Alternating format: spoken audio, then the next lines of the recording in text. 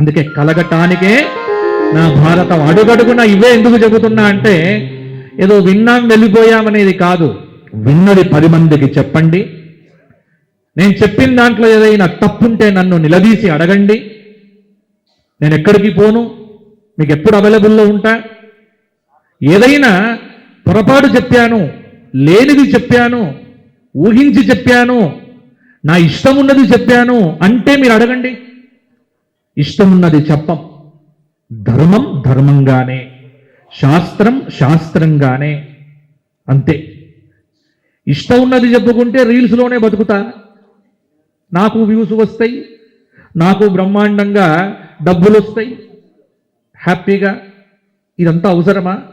ఈ 9 రోజులు భార్యను పిల్లల్ని విడిచిపెట్టి ఇక్కడ తింటూ అక్కడ తింటూ అక్కడికి పరిగెత్తుతూ ఇక్కడికి పరిగెత్తుతూ ఏమిటి ఇది? కానీ ఇది దీనికోసం కాదు.